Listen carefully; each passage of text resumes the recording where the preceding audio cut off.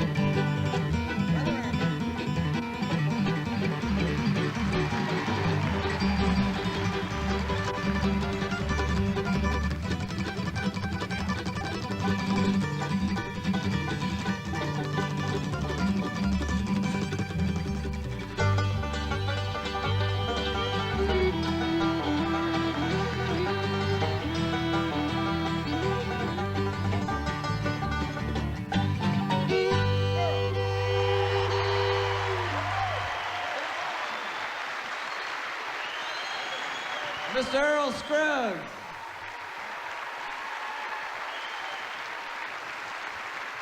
Mr. Earl Scruggs. The Foggy Mountain Breakdown. That's the way the Grand Ole Opry ought to sound on Saturday night. Yeah. Thank you very much. Everything going all right for you so far tonight, huh? All right? We are proud to have a friend of ours come see us tonight. Like Earl Scruggs, he's from the great state of North Carolina. That's where this man's from. And without further ado, let's have a welcome for Mr. Andy Griffith.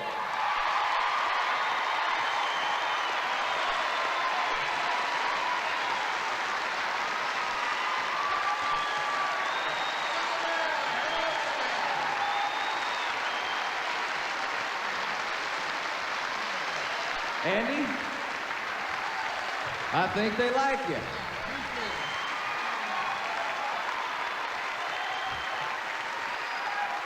How about that? Welcome to Nashville. Thank you. I appreciate it. Welcome to the... I think I can speak on behalf of everybody in this house and everybody watching. You like family to us. We feel like we know you, and we're glad you're here at the Grand Ole Opry with us tonight. Thank you, Marty. Yes, sir. I appreciate it. Talk to him, neighbor. Fella went to the barber shop one time and he asked the barber, how's it going? Barber said, busy, busy, busy. Fella left. Came in the next day, asked the barber, how's it going? Barber said, busy, busy. Fella left. And he came in the next day, said, how's it going? Barber said, busy. Fella left. After he left, the barber said to a friend of his, he says, there's something wrong with him. Said, if he comes in here tomorrow, I want you to follow him, see where he's going. Sure enough. Next day he came in and says, how's it going? Barber says, busy. Fella left. Barber says, follow him, see where he's going. He did, and after a while he come back, and he said, where's he going? He said, your house.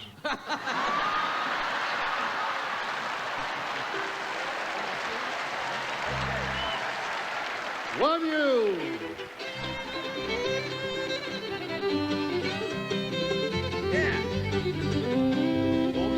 Kicking mule, one mule, I say. I ain't got time to kiss you now, my mule's run away. I used to have an old banjo all strung up in twine, and the only song you'd hear me sing was I wish that gal was mine. One mule, you can mule, one mule, I say. I ain't got time to kiss you now, my mule's run away.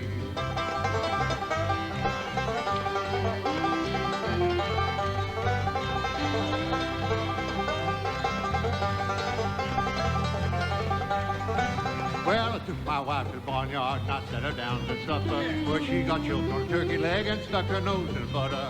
Oh, mule, you kicking mule, oh, mule, I say. I ain't got time to kiss you now, my mule's running away.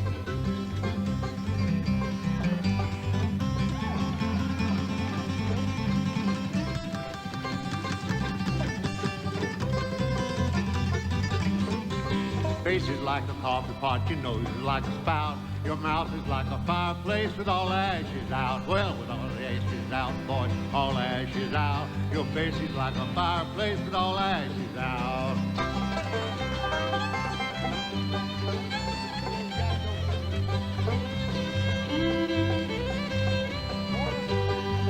Here's the next one.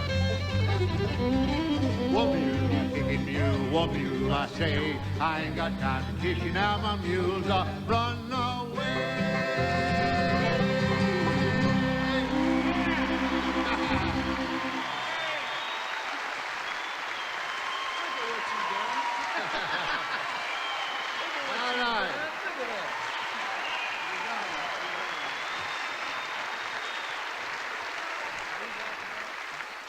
Yes, sir. Thank you, Andy. Yeah, Earl? That was good. We got two major North Carolinians here. There too, good. We also have Andy's wife, Cindy Griffith, here, and Mr. David Godbold. Would you please make them welcome? They got something special to do for you.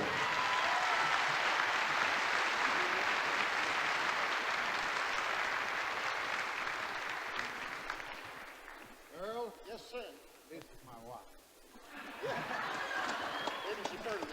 Earl, as one native North Carolinian to another one, congratulations.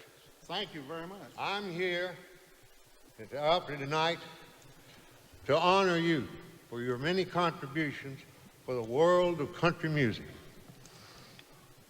And it's an honor, a pleasure for me to induct you into the Country Music Association Hall of Fame for music and entertainment.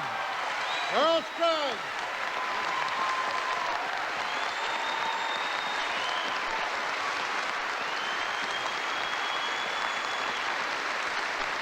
Thank you. Thank you, folks.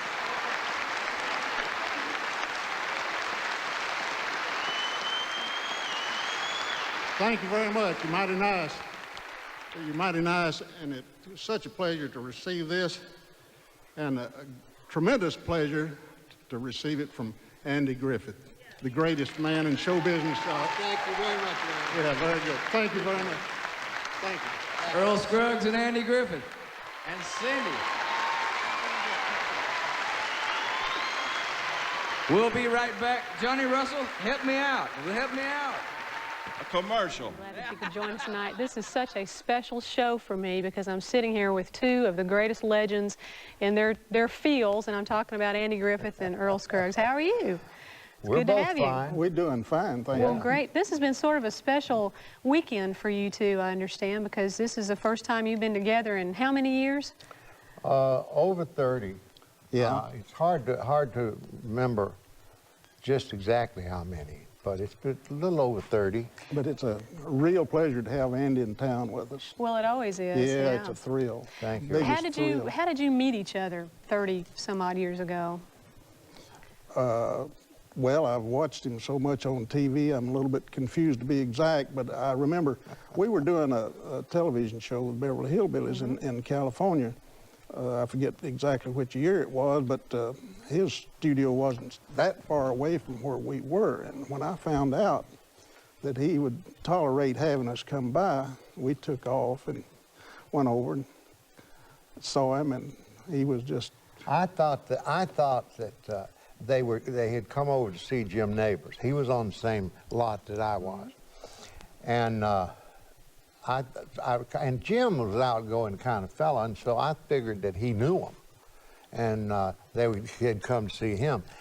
And then there was a makeup man named Lee Greenway. He was a one. He's gone now, but he was a wonderful man. And Lee was makeup on Jim's show. He was makeup on my show too. But this was a Friday. This was a Friday, and we were rehearsing. And there they came, and I said, "Lord, Lester Scruggs and Earl Flatt." And Lee Greenway came down. Now, we always kept the banjo and the guitar on the stage. And Lee could play both of them, and they didn't have an instrument. They just came in as two men. Right. And so we went back in the makeup area there, and we stayed together about a half hour and shared that banjo and guitar. Lee played some, and I played guitar some, and Earl and Lester and all of us played, and it was just wonderful. It was about a half hour. Yeah. It was That's wonderful. great. I'll never forget. I said, if my daddy could know that I was here with these two men. Yeah, I remember Andy said, if he knew if I would call him now, he'd say, "Oh, you just tell me something. They're not there."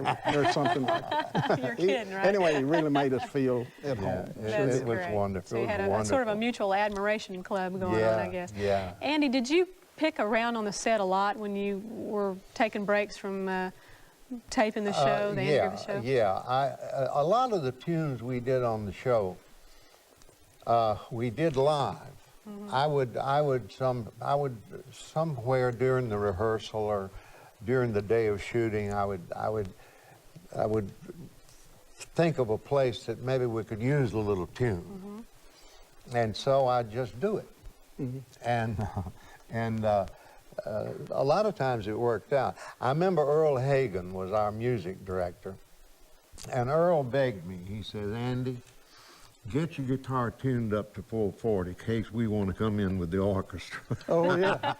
440 is the concert pitch. Right. And I would try. I'd try to get Lee Greenway. Jesus gave me a little acting ability, but he didn't give me a good musical ear. Oh, I don't know about that. I don't know. I want to ask both of you this because you've obviously just risen to the very top of your fields of music and acting and being celebrities worldwide. Was there anything that you would have done if you hadn't gotten into acting and music? Was there any point in your life before you became stars and really committed yourself to this career? Earl, was there anything I've else? been the most confused guy you've ever seen in your life. I don't know. No, I grew up around the banjo and music, strictly country music, and that's all I ever wanted to do. And as soon as I was able to land a job and got into it, I went for it and never looked back. I was a pre-ministerial student. In the Moravian Church. And I went to, my major was sociology, and I hated it. And I went to see the bishop one day, and I said, "Bishop, could I major in music and still be a minister?" And he said, "No." So I prayed over it for a couple of weeks, and I went to see him, and I said, "Bishop, I'm going to major in music." And he said, "You'll never serve God singing light opera." And I said, "I believe it can." Of course, I never sang light opera either. Well, there you go. but I did major in music, and never studied drama, but I've mostly made my living out of drama. But I played guitar for years, just a little bit.